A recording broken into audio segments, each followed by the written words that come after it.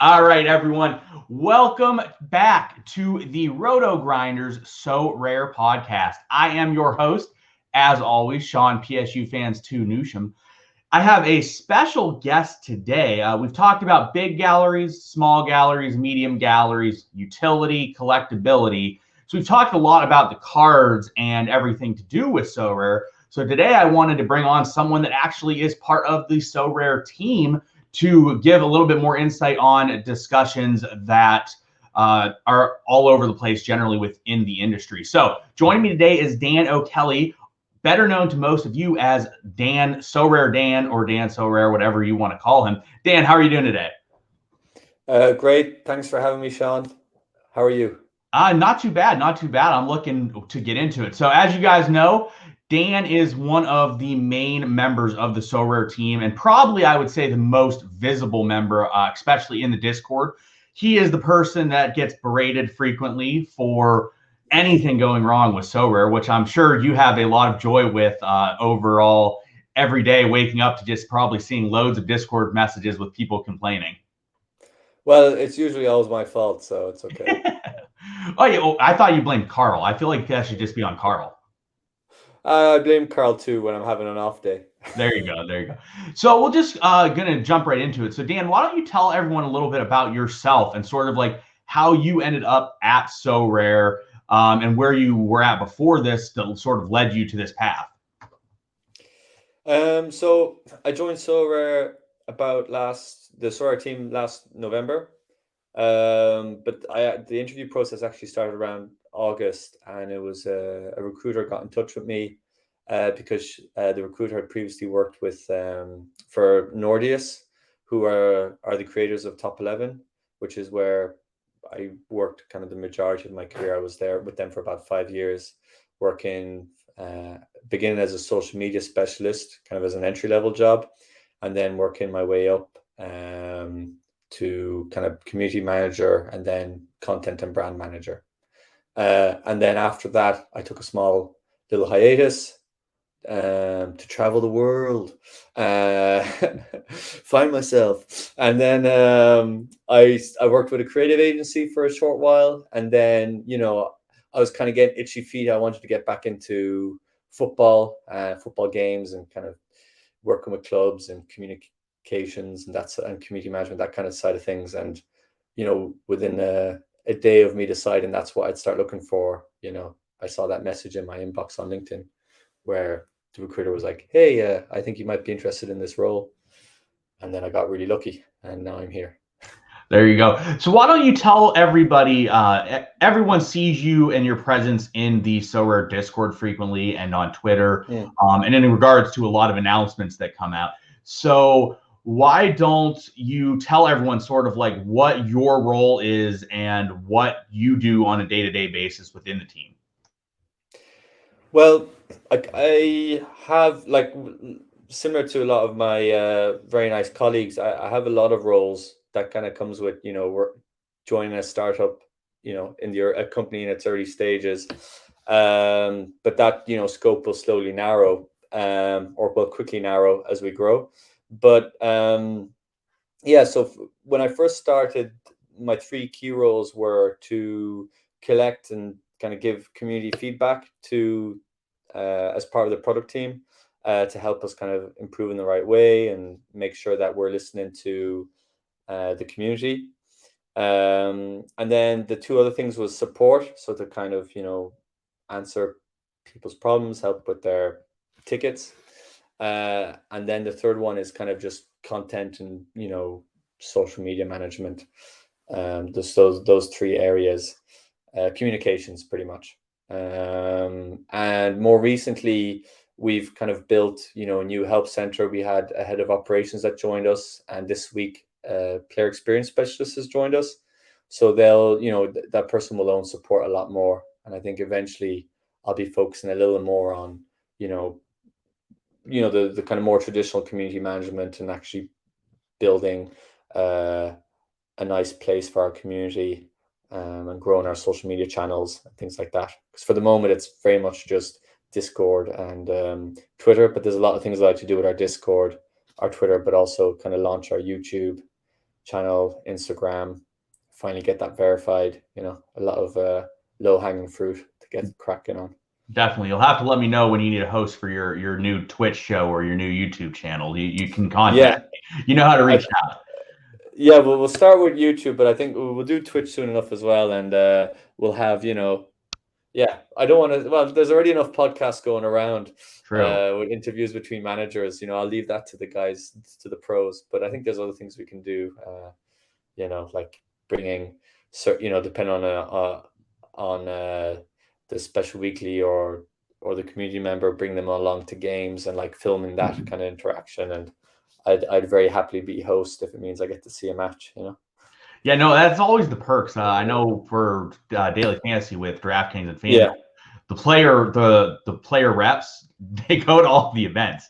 So we'll be sitting there, and I remember talking to my FanDuel rep, and he had it was a few years ago. We were in Pittsburgh for a hockey game, and Yeah. flying after the hockey game to Minnesota for a basketball game that night after the game. Mm. Then on the next day after the basketball game, he was flying to LA for another basketball game, and then he was flying back to New York, where he's from, where he had another football game on Sunday before the next week started. I was like, it's a lot of travel, but I mean, Yeah. he's telling me, he's like, the perks of it are I'm getting to go to all these games, which is really cool. Yeah. Yeah. Definitely something to look at. So we just talked about the team and like what you guys are implementing and what you're adding to the team. I know it's been talked about how you guys have a small team of 16 or previously of 16. And I know you guys are working on filling new roles and addressing sort of holes that you have to maybe take some stuff off of some people's plate and let someone else take that over. So I saw you guys hired someone today, actually. I believe there was an announcement. What are some of the positions that you're looking to fill, and what are you hoping that helps in terms of Sorare going forward? Well, I think you know, we shared a lot of the job listings a couple of months ago. Actually, Kiana, who we announced today, she's head of people, but she actually joined us, officially joined us, I think about 2-3 months ago. She relocated from the States to here, and she's very well connected within, you know, yeah, in the States. It's logical. So she'll kind of help recruit on that end, and also, you know, as head of people, she'll make sure that the current staff are also kind of looked after and have more kind of structure and infrastructure behind us. I think what happened generally with Sorare, and I think with most NFT spaces, is that, you know, it grew far quickly than we were prepared for. Can you hear me? Or you're muted? No, you're good. I'm yelling at my dogs who are barking right now. Okay, okay. Don't cut this from the edit, actually. I'd love to hear the dogs barking. But Oh yeah, I try. They sometimes go nuts, especially when a FedEx man comes through. So I generally, sometimes I'm on mute just yelling. You just see me yelling, and that's why. okay, cool. If it might, yeah, I'd like to try guess what breed they are based on the bark. I don't even know that much about dogs, but that would be a pretty cool thing to do There you live. go. I'm sure you'll hear them at some point before we're done. Okay, grand. Well, I'll continue anyway. But yeah, so we grew quite quickly, and you know, recruiting and building takes time. I knew it took time, but I didn't realize, you know, it was this challenging, because a lot of, you know, the last couple of months, a lot of what we've been doing is actually interviewing. And, you know, within our interviews, there's generally anywhere from 4 to 6 stages and steps, because we want to make sure that we hire correctly. But yeah, that's the main goal, is to build the team and build it as quickly and efficiently as possible. So we have also new hires are joining the tech team in the next couple of weeks. And then on kind of the more product and also the marketing side, we have kind of a club activations manager who's going to come over and kind of manage the club side of things, because there's a lot that we don't do with them, that we have in our license agreements. So that person will make sure that, you know, we reach our potential on that end. We have a new player experience specialist who joined us this week, and their job will be they're the first hire, you know, for a fully dedicated hire that will work on support. So their role will be to improve, you know, in essence, the support and the experience that we offer our players. We also had a head of operations that we haven't announced it either, but he joined about 4 or 5 months ago, and he's been really helpful in kind of bringing more structure and process to everything, helping with kind of hiring, and also just make sure that we're a little more organized in our product meetings. So there's a lot that's happened behind the scenes that we haven't communicated. And part of the reason that we haven't communicated yet is because I'm still waiting on nice photos from them so I can post it on Discord. But they haven't got the haircut yet. I know that problem. I'll get to that in a couple weeks here. Yeah, I like the beard. I like the beard anyway. It's this time of the year is just I have no time to go out and shave or get a haircut, so I just generally let it grow at this point of the year, and then like come the middle of September, I'm finally like, all right, I gotta take care of this now. So I got a couple weeks left, and then I'll end up taking care of it. All right, so the next thing I'll talk about is one of the most frequently discussed topics is generally the scoring matrix and possible tweaks in the future. So I'm assuming, looking at things, I personally have a different viewpoint than a lot of people with scoring matrix. For me, I don't find issues with the scoring matrix. Any scoring matrix is going to have some blind spots and some players that stand out. No matter what you do, that's just how it's going to be. So for me personally, I think that Sorare does a good job of highlighting the best players, and that's important.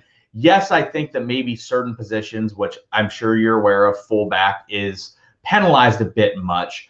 But in the future, what are some possible scoring matrix tweaks that you guys are looking at or that you guys are considering to look at going forward? I'm assuming you won't make any massive changes, but what are some like small things that you're looking at to maybe improve the scoring for people?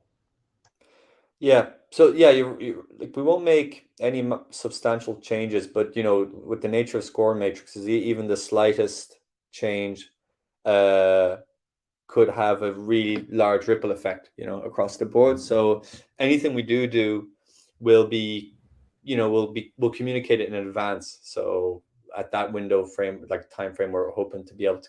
Our plan is to communicate any changes 1 month in advance, and for it also to just be a seasonal thing. So like, these things don't like catch you off guard. So we would only really do it eventually when we have everything in place to be able to do it, around end of September, October.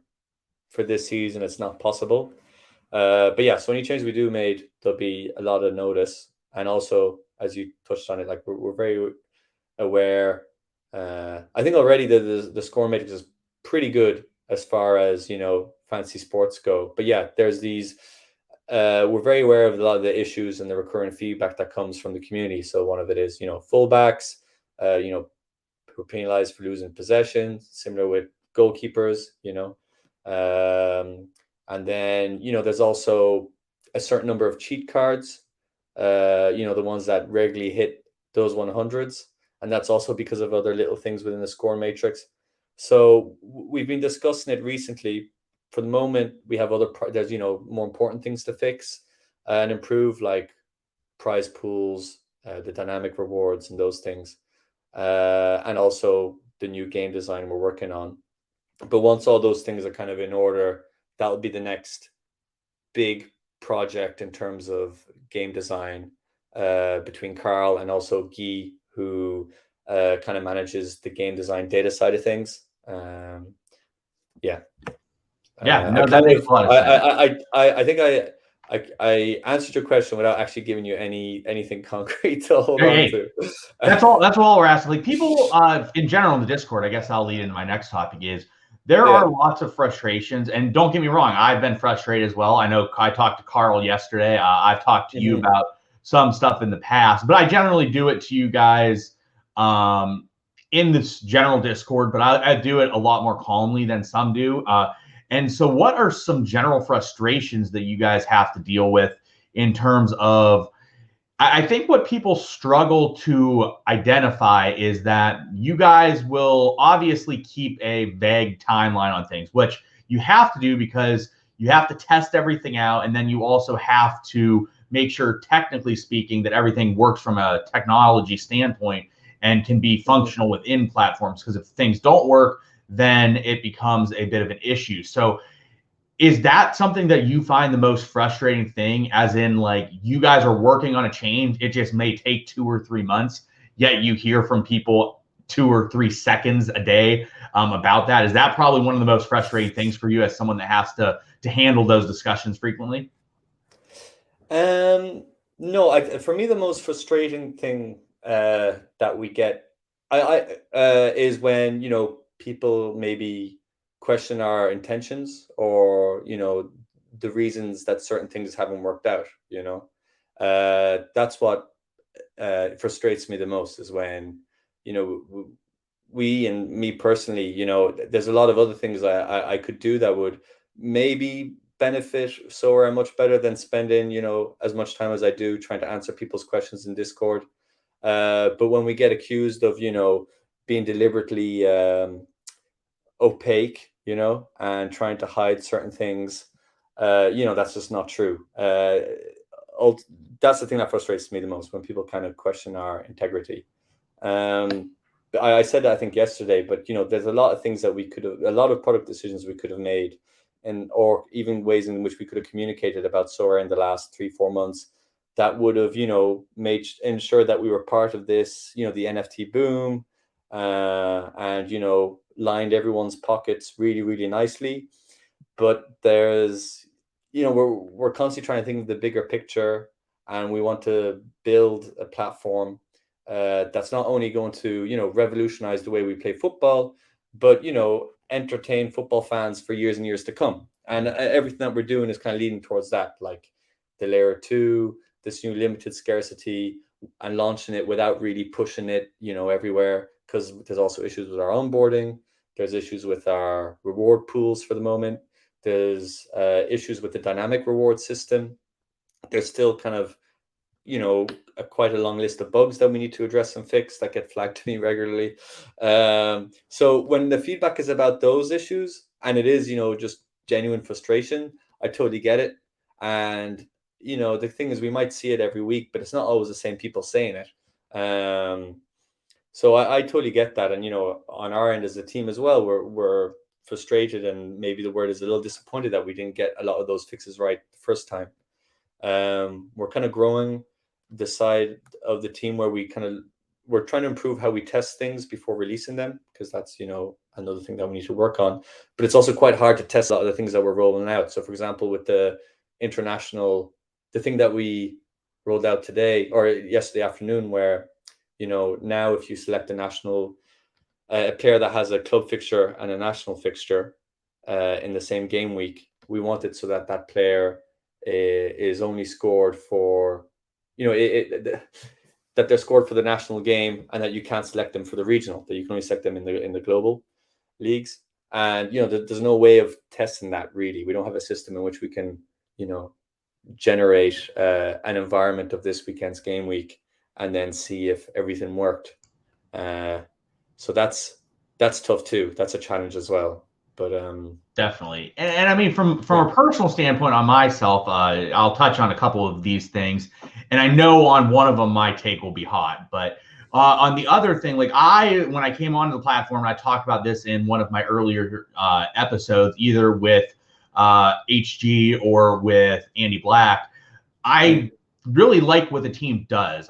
Granted, like you said, like you're gonna get things wrong as you go, but you guys always seem to make decisions that make sense to me, from both your perspective and the player's perspective, which is really something that I value, because if you're making all decisions from the customer's perspective, you're going to fail. If you're making all the decisions from the Sorare perspective, you're going to fail. And to me, all of the decisions sort of make sense logically of what should be probably the reason or the answer, or in that realm of what the answer should be. So I'm always very impressed long term with what the decisions are. And I know that not everyone agrees with that always, which again, some people I know look at things in a lens of what benefits them, and that's all they can see. And if it doesn't work that way, they're upset. And that's unfortunate that people think that way, but that's the reality. And then on the second thing is that I think that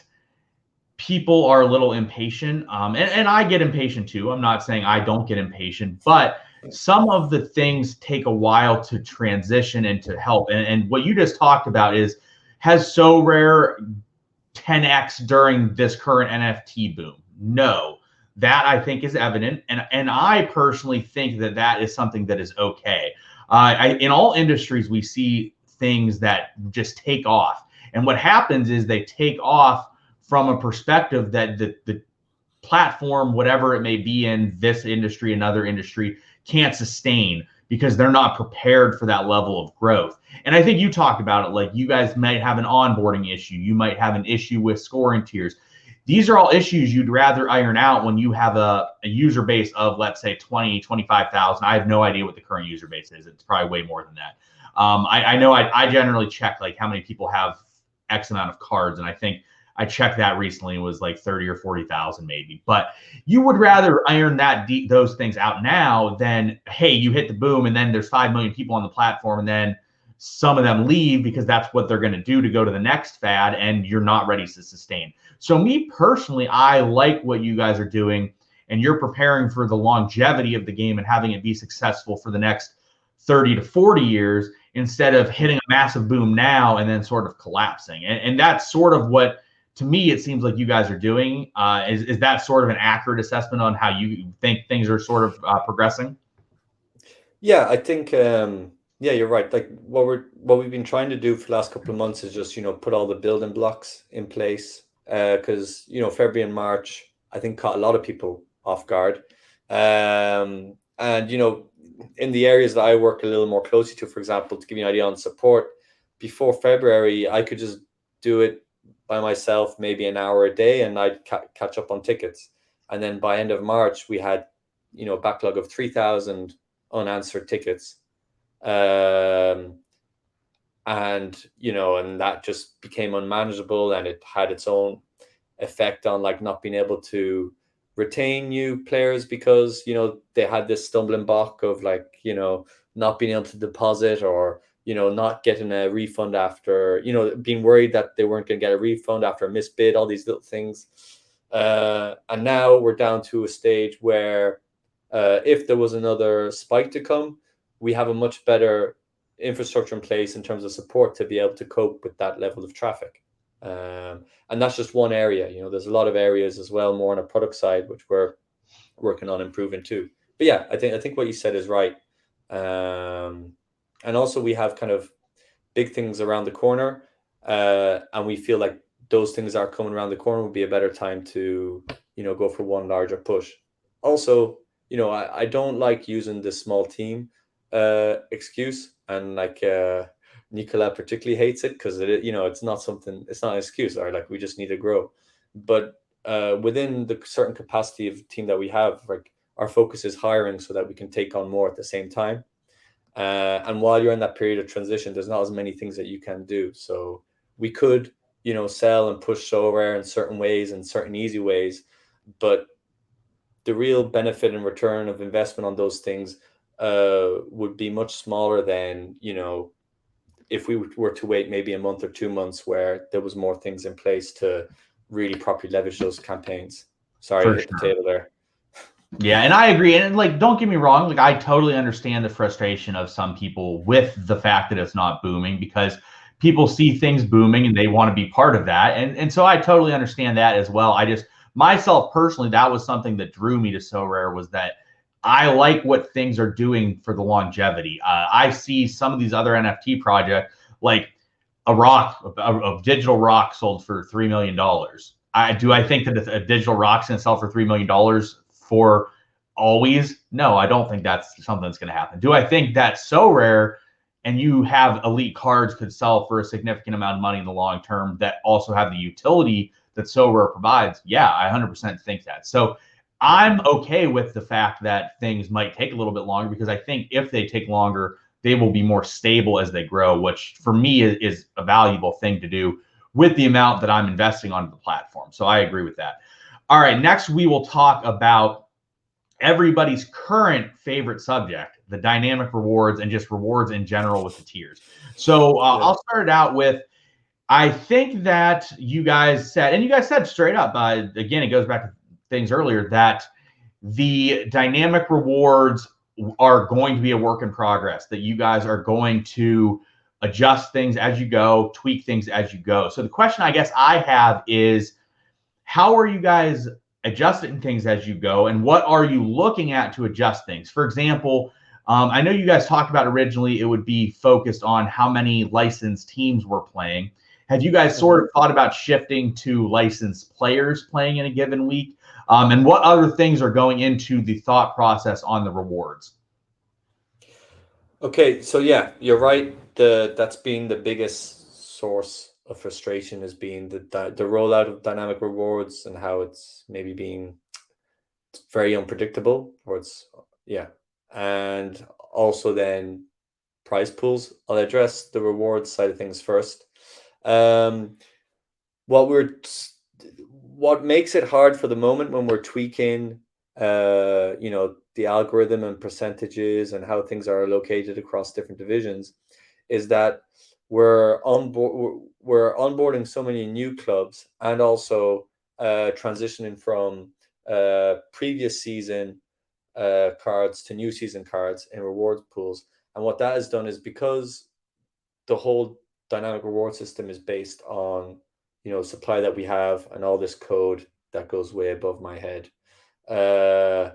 it's quite rigid. It's fluid in terms of nature, and that it moves depending on how much supply we have, but it's completely influenced by that code, and it makes it a bit unpredictable on our end too, where when we onboard, because this is the first couple of months that we're doing it, when we onboard new clubs, or even an entire new league, we don't really know the exact numbers of how that new supply is going to impact it. We can only kind of make a guess.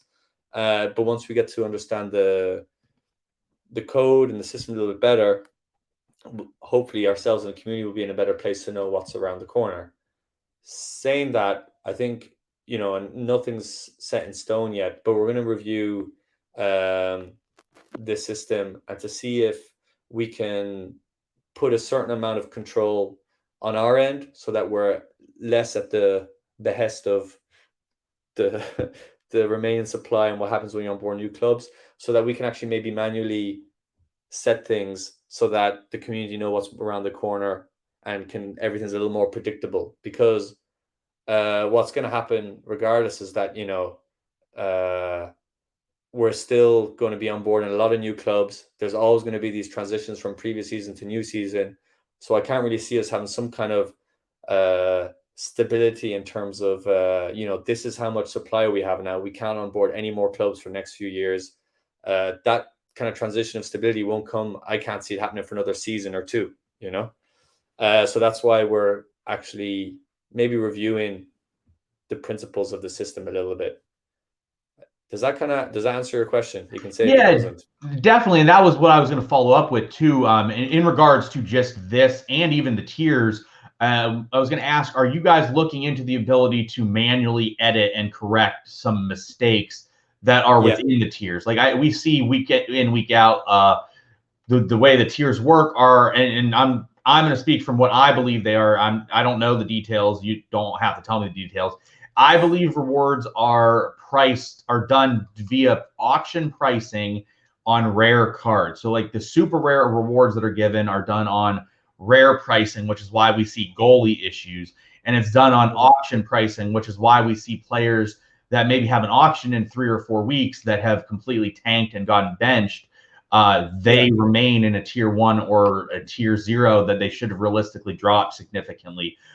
So for me personally, that was my question, is like, are you guys looking at manual ways to adjust things? Because a computer system is always going to be blind, and an algorithm is always going to be blind, and it can only go as far as the data that is provided. Whereas a human eye can look at something and be like, hey, this guy's wrong. He shouldn't be in this tier. Or, hey, this is an awful prize pool. It's way too light for this week. We need to increase it for X reason. Or similarly, like, hey, this prize pool is way too big for this given week. We should really decrease it. So you just alluded to that. Is that something you guys are heavily looking into? Yeah. So it is what I think what happened kind of is, in our aim to be really transparent and build a system where, our community know that everything's based on supply and it changes. We've kind of given ourselves less control and ability to react to feedback, because if we tweak, supply in one area, it kind of influences, maybe another division and all those things. Everything's interconnected. The other thing that you asked, so what we want to do is maybe introduce a certain amount of slack on our end where we can manually fix things where it doesn't affect all the other divisions.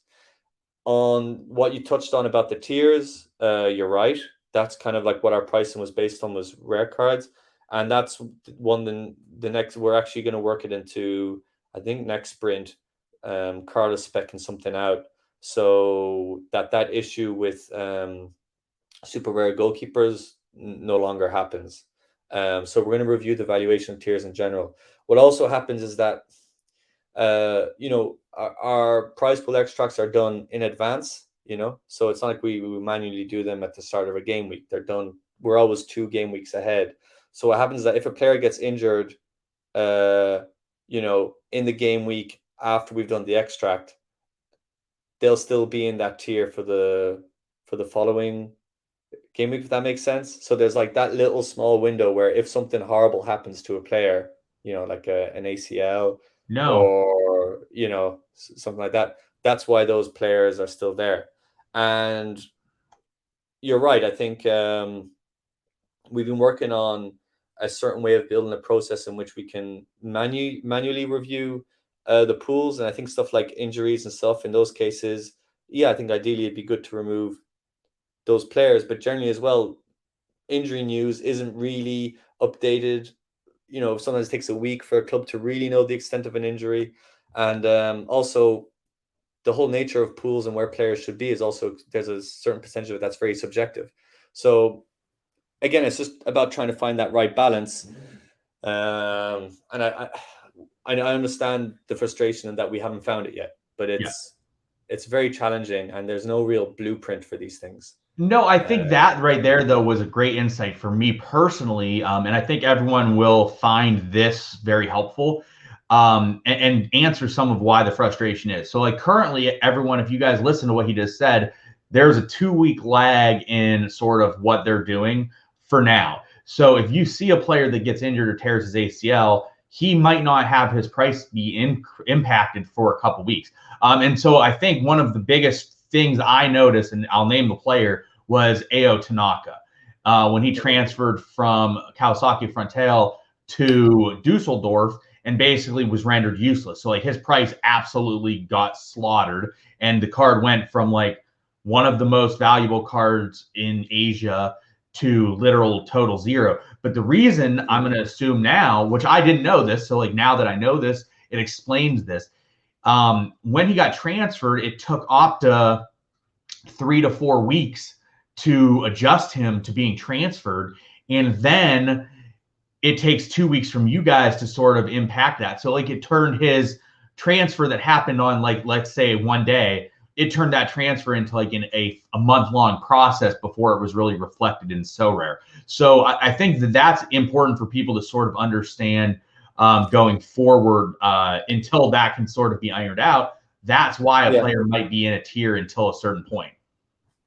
Yeah, but also in Tanaka's case, that's why I kind of built that type form, like a better one, where now we have a process where on the Mondays and Thursdays, I share, all the latest transfers or player issues that have been flagged with us, and I share that with kind of Opta in one go.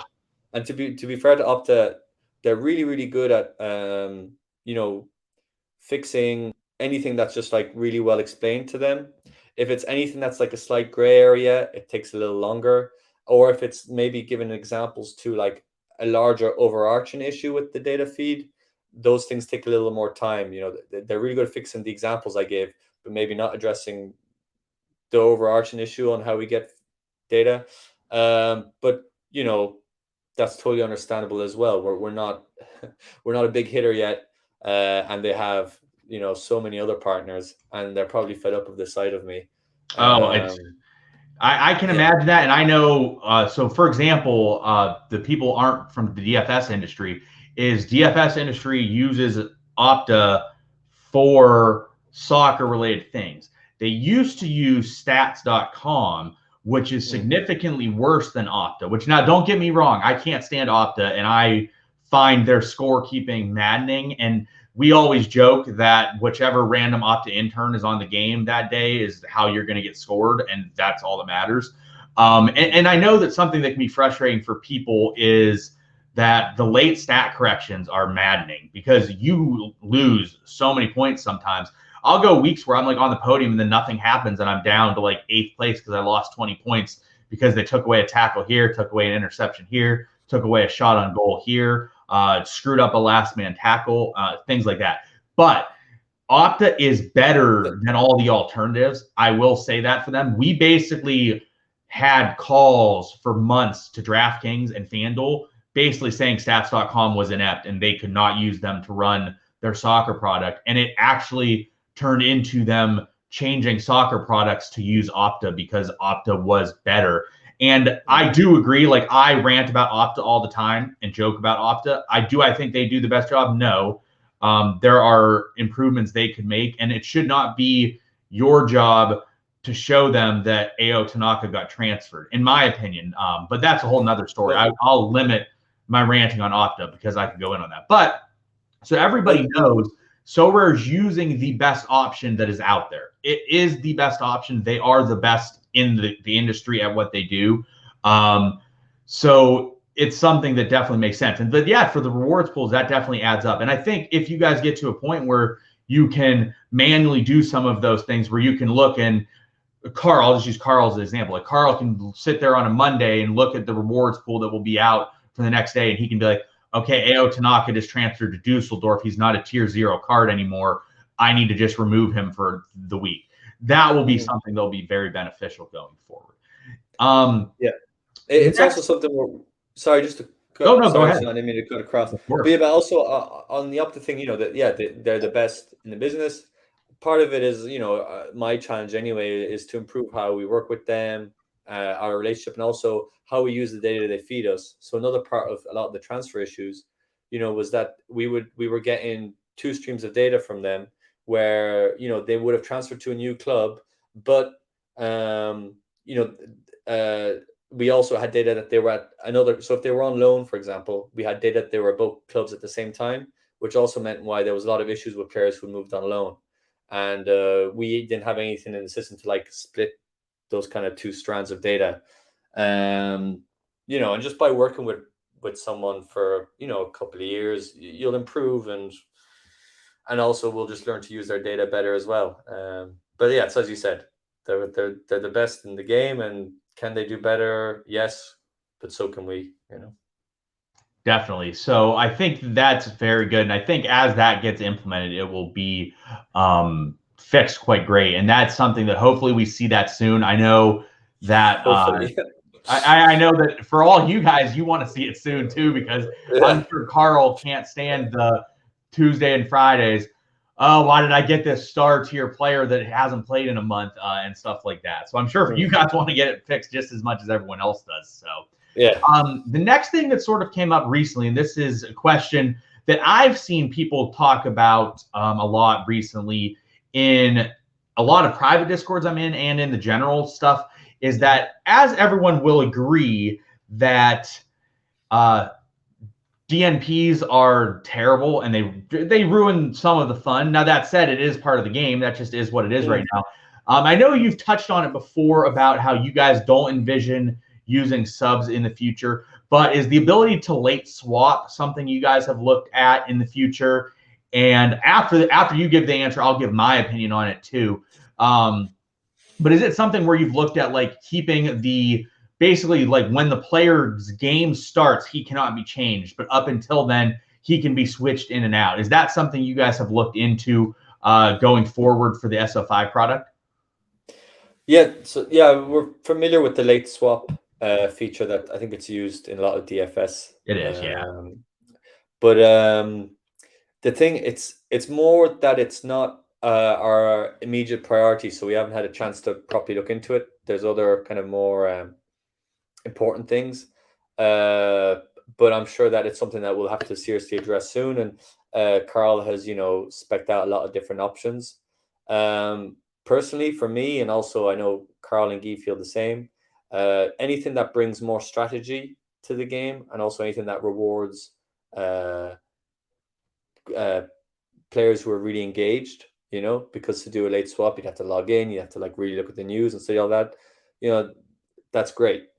So any solution that we do look at for DNPs, when we decide to kind of maybe start revisiting everything, we will try to find a solution that rewards, strategic thinking and engagement rather than potluck. If that makes sense. No, definitely. So, I mean, from a DFS And what's your opinion on it? What's up? And what's your opinion on it? So, my opinion will be surprising to you, but okay. I'm just gonna on the platform. If you like rank everyone in order of like who will benefit from late swap, I'm number one. There's not a person on your platform that will benefit more from late swap than me. I would set 25 alarms a day. I would not miss a single game. I would never have a DNP again. The issue with late swap is that if you're not actively using it, you're at a massive disadvantage. So in the DFS industry, if you're not losing it, for example, you're not playing DFS anymore because you've gone broke and you're out of the industry. Sorare is different because you don't lose your money. You just buy your players and you play. But what people don't understand is that if you incorporate late swap, yes, it is more fun for people that can sort of adjust their lineups and not worry about a player not playing or things like that because you can fix it. But if you want to go to dinner on a Saturday night, well, you can't. If you want to go sleep, you can't. If you want to go to a movie, no, I'm not going to do it. So the reason is that like someone like me, it's a great benefit to. Like you said, it adds a lot of strategy. I would set up my lineups to properly utilize the late swap so that I can have the most optimal lineups. If you're not doing that, you're going to be at a disadvantage to me, for example. Whereas right now, yes, I might do more research than someone and find players that are not going to play that someone else might play. But I still am going to miss a lot of things as well. Whereas if I have the ability to late swap, I won't miss anything. I will always have an active people. So it really will punish people that are here for more fun and they're here to like not take things as seriously and they just want to set their few lineups, enjoy the weekend. When they have a sweat, hey, that's cool. When they don't, hey, no big deal. So I think there's a catch-22 with it is like, yes, it is beneficial and that people then can't complain about the fact that, hey, I have DNPs, it ruins my week. Because it does happen. Like I have lineups that are like, man, this lineup's great, and then a guy doesn't play, and it just ruins the whole game for me. I'm also able to separate that and know that sometimes that happens to other people, and it helps me win compared to that. But what will happen is it will hurt novice players and players that are not taking things as seriously. But in DFS, they notice that it hurts them. In Sorare, they may not notice that it hurts them as much. So it's an interesting situation. I've thought a lot about subs. I don't see how subs can help and work on the platform. I just think that subs realistically can't work. If you have a 5-man lineup and you play one sub, but that sub can only go in that position, well, then if your defender doesn't play and you have a midfield sub, doesn't matter. Or if you allow the sub to play any position, well, then I'm just going to take advantage of that, and I'm not going to play a goalie, for example, and I will just guarantee myself 3 forwards exactly, or something like that. Subs, I've thought about. I don't see how they work. Late swap works. It's just it turns the game into more serious business, which may be something that you guys do want, or maybe something you don't want.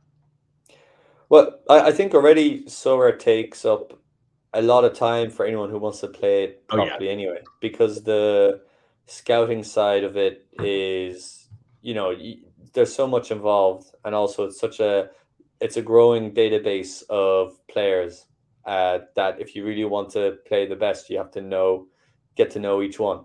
But I think what late swaps do, I've thought about late swaps too, and what it also does is that, it'll change how people play as well, and that you'll start, like, for example, teams like PSG, who have, an abundance of world-class players, and you're not sure which one will be picked for central midfield, and it kind of rewards people for stacking up on central midfielders from PSG, and people who can do that are people with larger wallets, which kind of puts other players at disadvantage.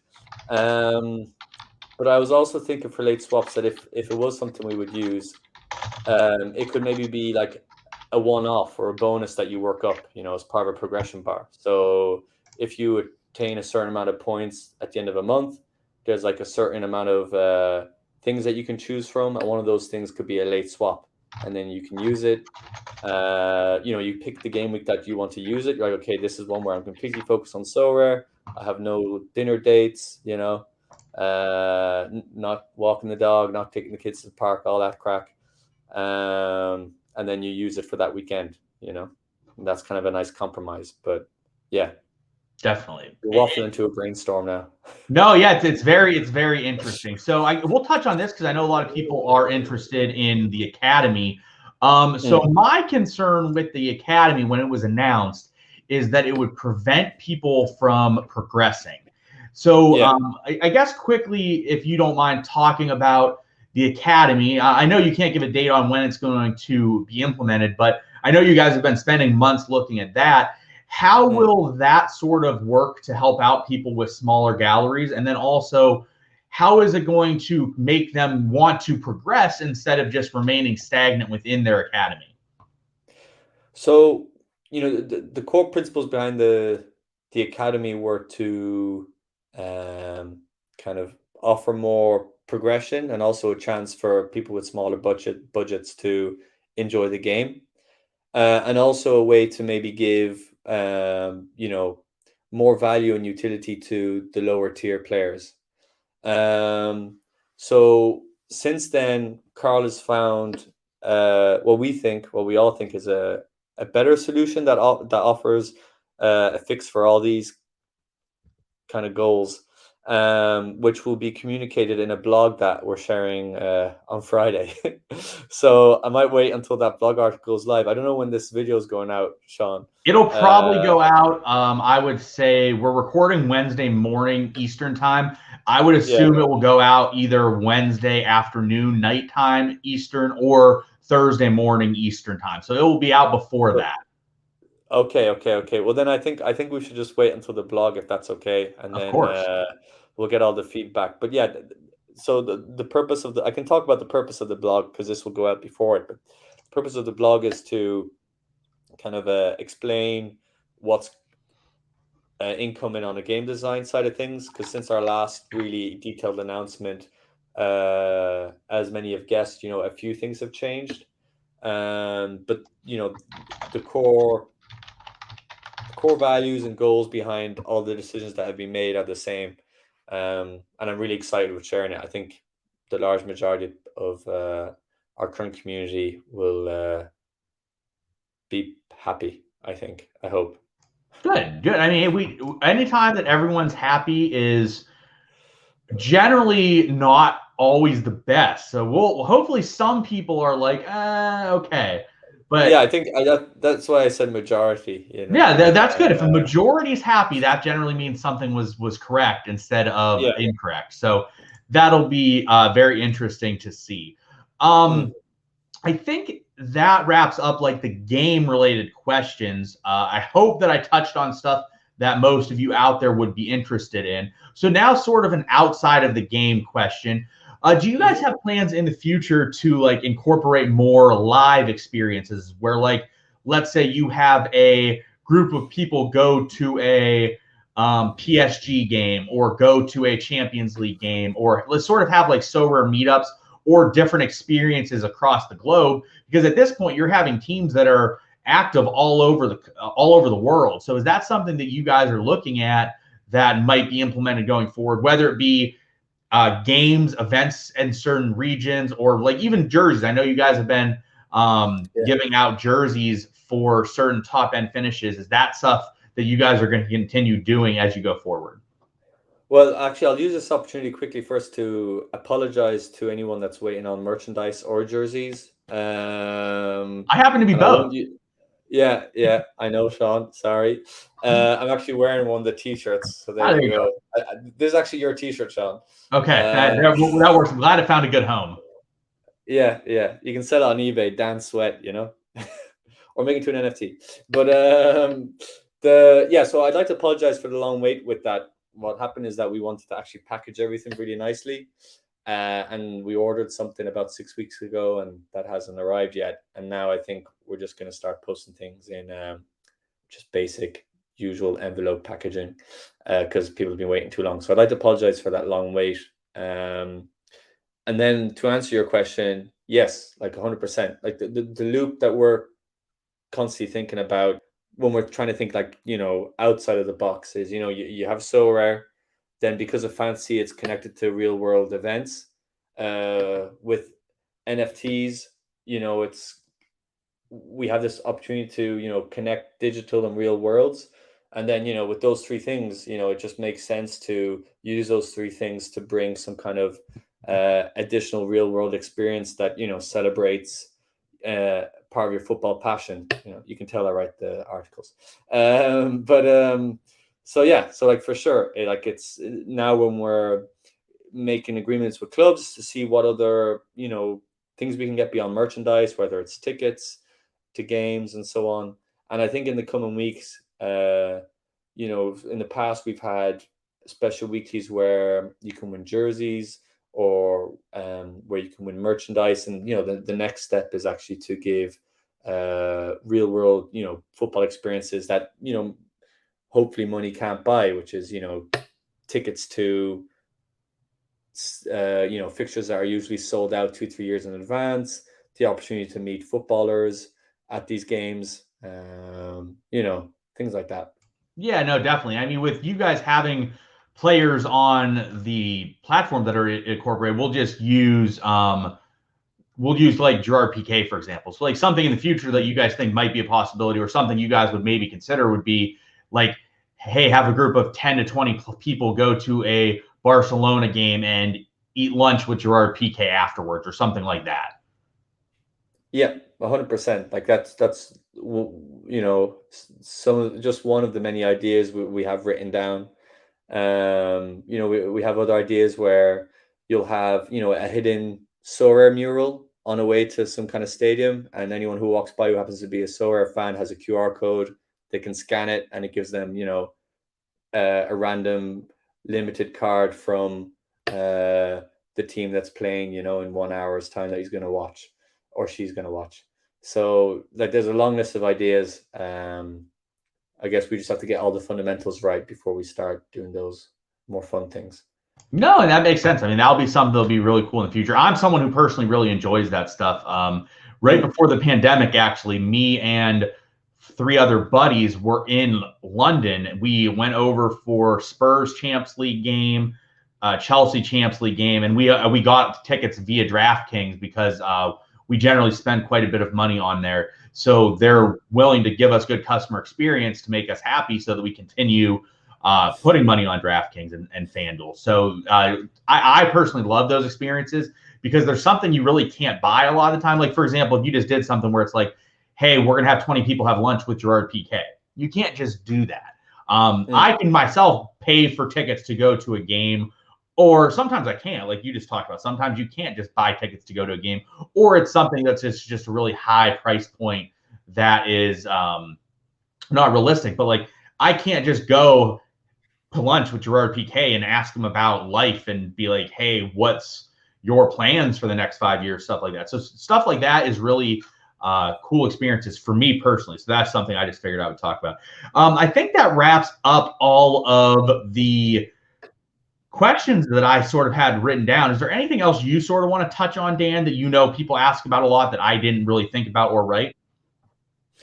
Well, the merchandise thing, I'd like to apologize for that. That one is down on me, and I appreciate the patience.